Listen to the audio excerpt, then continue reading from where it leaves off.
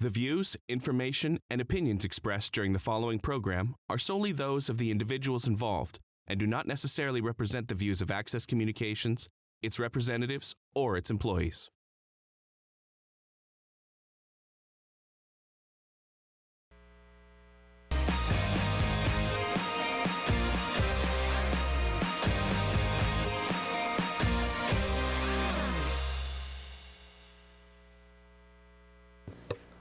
And good evening. That was a nice introduction of the Johnny Carson music sort of thing. We thank Access One for that. We'll have to get some of that. Anyway, regular council meeting of Weyburn City Council held in the council chambers at 6 p.m. Monday, February 13th, 2023. First thing on the agenda is approval of the minutes of the regular council meeting held and strategic planning and priorities meeting held January 23rd, 2023. Do I have a motion, please? Your Worship, I'd like to make the motion the minutes of the regular council meeting and the strategic planning and priorities meeting held Monday, January 23rd, 2023 be approved. Your Worship, I'll second that motion. Call the question. All in favor? Carried unanimously. Additions to the agenda? Seeing none, tonight I just want to make mention that we have Roar Masal is our acting city manager, as our manager is away. Mr. Mickle is still away, and we have tonight joining us our youth mayor, Maya Nitfall, right? And we are seated here today. Also going on, there's no public hearings and notices, delegations, proclamations, or petitions. There's no reports of standing committees. We have the consent agenda. We have cash activities report. We have tax arrears, building permit report from January, public works report from January 2023, water treatment plant report. Do you have a motion to accept and receive these reports that will be placed onto our website?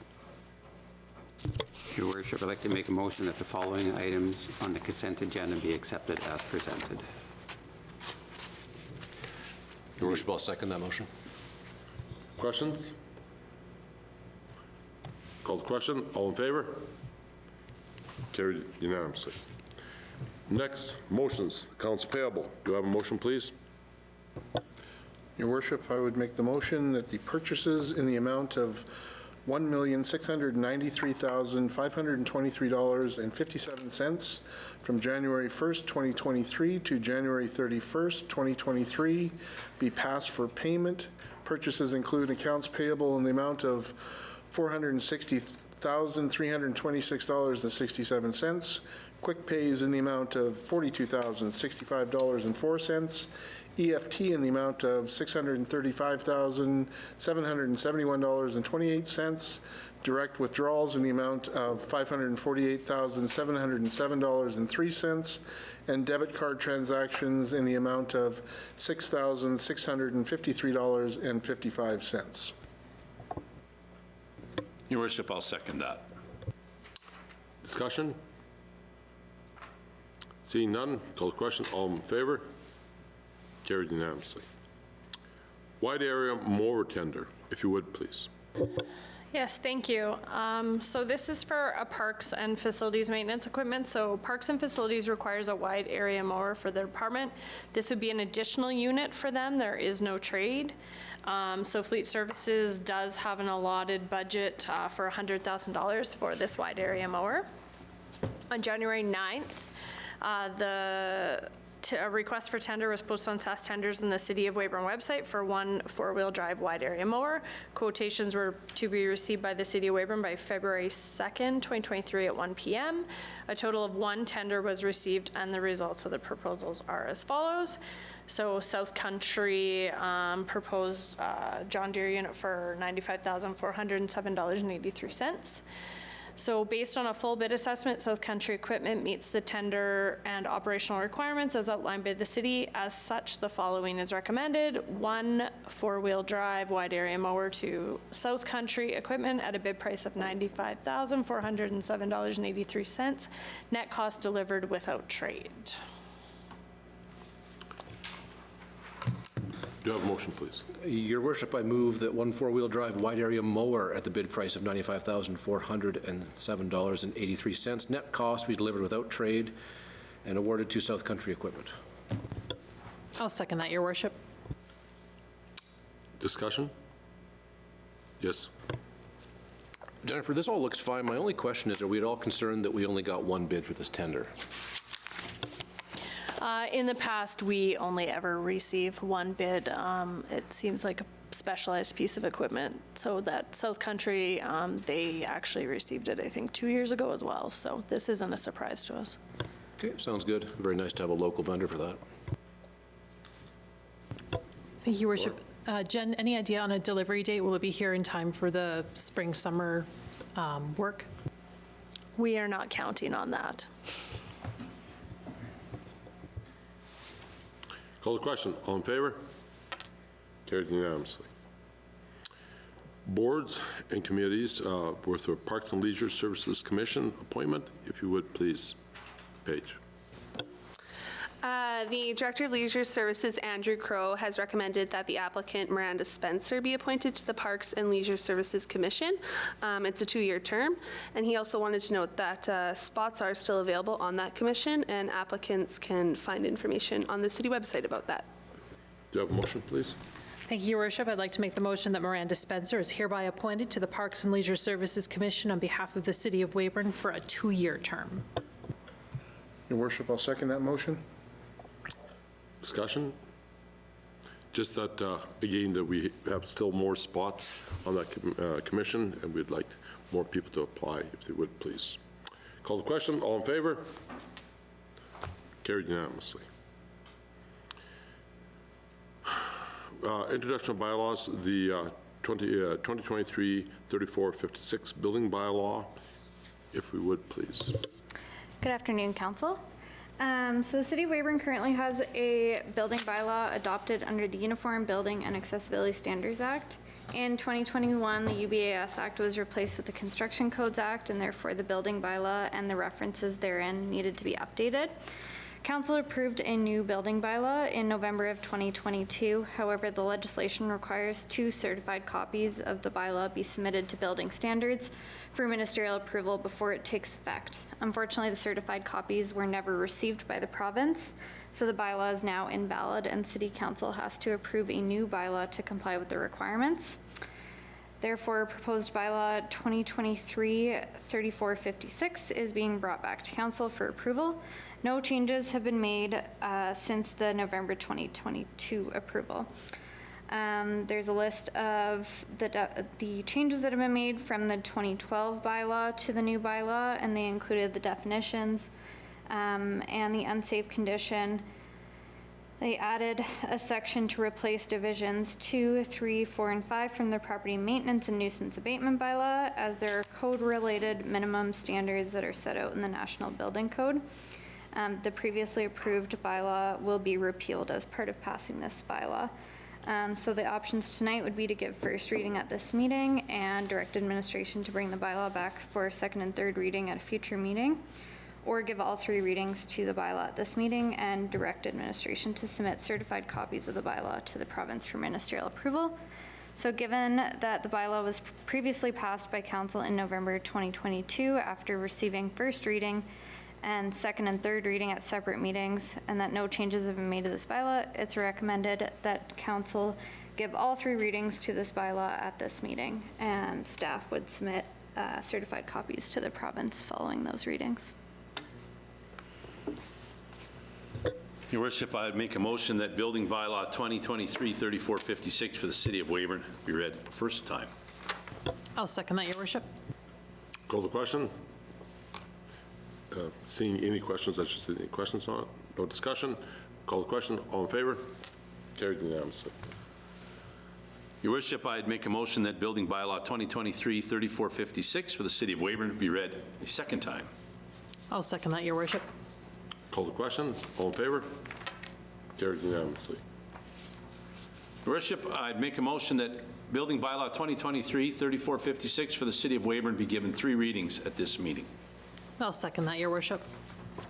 Call the question on 3 readings. All in favor? Carried unanimously. And your worship, I would make a motion that building bylaw 2023-3456 for the city of Weyburn be read a third time and passed. I'll second that as well, your worship. Call the question. All in favor? Carried unanimous. Next is item of discussion is introduction of, there's no unfinished business to say, and our new request has been received from the city to the city buffer strip. If you would, Janine, please. Thank you, Your Worship. So Alex and Jenna Fitzpatrick submitted a request to the Leisure Services Department to use a portion of the city buffer strip to the east of their residential property on 6th Street Northeast. The request was provided to the Planning and Development Department as the use of municipal buffer strips is regulated by the Planning and Development Act and the Dedicated Lands Regulations. The request is for the Fitzpatricks to be able to use the portion of the buffer strip to the rear of their property as a garden space. The area requested is approximately 16 feet by 24 feet as indicated by the applicant. The buffer space is legally described as Block PB1, Plan 87 15359 and is located between properties fronting onto 6th Street to the west and the Wheatland Senior Center to the east. And I provided a map. The applicants noted that there has been issues in the past with maintenance of this buffer, including grass cutting and garbage removal. So staff have reviewed the legislation applicable to municipal buffers, including the Planning and Development Act and the Dedicated Lands Regulations. Section 180 sub 1 of the PND Act says all or part of a buffer strip may be leased for a use specified in the Dedicated Lands Regulations. And under section 4 sub 6 of the regulations, a buffer strip may be leased for agricultural or horticultural purposes. Additionally, section 194 of the PND Act allows for council to grant permission for temporary development, such as landscaping on dedicated lands. Staff also discussed the request with the Parks Department, who identified that this area is not a high priority as it is not a park space. Therefore, it does not get cut as often as the park spaces in the city would be. There's also been miscommunications in the past years about who's responsible for maintaining the property, as there is little delineation between the Wheatland Senior Center property and the city buffer. Council may grant a lease allowing for the development of a garden on the buffer strip as it is a horticultural purpose. If council chooses to lease the area to the applicant, staff would recommend several conditions be included in the lease to preserve the intent of the buffer and allow for a trial period of 2 years, so the lease can be reconsidered in the future depending on the circumstances. So the options would be to deny the request to use the buffer as a garden space. The option number 2 would be to approve the request to use a portion of the buffer space as a garden space on a temporary basis with the requirement to enter into a 2-year lease of the buffer space at a rate of $1 per year, and direct administration to prepare a lease with the following conditions, including but not limited to: the lease shall be for a portion of the buffer strip not more than 6 meters by 8 meters. The land is leased as is, where is condition. It must be returned to original condition when vacated. No city resources will be available for maintenance of the leased area. The leasee must maintain the leased area, including grass cutting, weeding, garbage removal, etc., and it must comply with the property maintenance bylaw. No trees shall be removed as per the urban forestry bylaw and tree preservation policy. No vehicular access to the area is permitted. No structures may be constructed on the property, only a garden or landscaping. The garden may only be used for personal purposes. No profit may be made off the buffer strip. The city reserves the right to terminate the lease if non-compliance with any of the conditions, and the leasee agrees to hold harmless and indemnify the city against losses or liabilities. The lease would be reconsidered by council at the end of the 2-year period to determine if it could be renewed or whether it would be terminated. Option number 3 would be another option as determined by council, and that would have to be provided tonight. Given that this space is not used by the city for park purposes and the proposed use complies with the applicable legislation, staff would recommend that council proceed with option number 2 to approve the request for a 2-year lease agreement with the conditions listed. Do I have a motion, please? Your Worship, I move that council approve the request from Jen and Alex Fitzpatrick for the use of a portion of PB1 Plan 87R15359 as garden space on a temporary basis with a requirement that they enter into a 2-year lease to the buffer space at a rate of $1 per year with the conditions as recommended. Second? I'll second that, Your Worship. Discussion? Yes. So, Jean, a couple of questions. We have a couple of these buffer strips around the city. Can you give us a little more information on what we are and are not allowed to do with them? Yep, so buffer spaces are intended to separate incompatible land uses. They would be taken at the time of subdivision, so this one was likely taken in 1987. The dedicated lands regulations allow for the city use to buffer strips as public park space, or as mentioned, a city may lease it for agricultural and horticultural purposes, so that's what we would be doing tonight. So really anything that still would qualify as green space probably is. Yep. Do we have any obligation to let any of the surrounding areas know? You mentioned in your report that Wheatland Senior Center has not been clear whether or not that's on their property or not. Wouldn't want them to think that we had given somebody else permission to make a garden on their land, even though that's clearly not legally the case. Yeah, so I think that's an issue that's been dealt with in the past, so I believe that's been sorted out to my knowledge from the Parks Department perspective, which is why we are maintaining it now. There wasn't any consultation done to this point, as I'm not aware of any requirement under the legislation to do that, but if that's something council desires, then we could do that before approving a request like this. Thank you, Your Worship. Ginny, you've got on here no structures may be constructed on their property, only a garden or landscaping. Would there be any way, or we could move on maybe a temporary snow fence or something just to keep predators, animals, people off of that particular section of land? Because if they're going to put the work into it, I don't want to see it destroyed. Yep, so that's something we could definitely look at. It probably wouldn't be considered a structure if it's just a temporary snow fence. We would just want to make sure that it's not obstructing any access for the Parks Department to be able to maintain the remainder of the land. I guess the final thing is, would they be able, seeing that we passed our B legislation, but people built, but if other people do this, will they be able to put their bees onto there? No. We only allow for bees to be on a single or semi-detached residential property. This would not be someone's residential property since it's city-owned buffer strips, so. Good. Thanks, Your Worship. Janine, one of the things I think, if I understand correctly, that makes this particular buffer strip quite unique is there is no vehicle access to it. It's not between a back alley and a row of homes or something like that. This is a completely, I guess, landlocked piece of land. Is that correct? That is correct.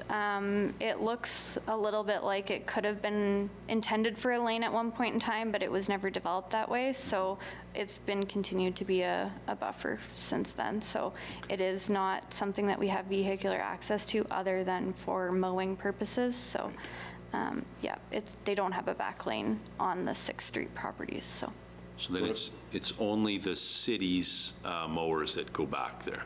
As far as I know, Okay. yes, there may be property owners that maintain it, but I'm not aware of any. Good. Okay, thanks. Mr. Van Betju? Yes, thank you. Yeah, I'm in total agreement with it. I do question Councillor Morissette, though, on the fences. I just a little worried about that if we end up with a few more and then a hodgepodge, and snow fences are dangerous in themselves, and the pieces break off and they're sharp, and I think we should look at the fence thing and maybe look at the negative aspects of maybe doing that also. I think it could pose more problems than it solves. Yep, understandable.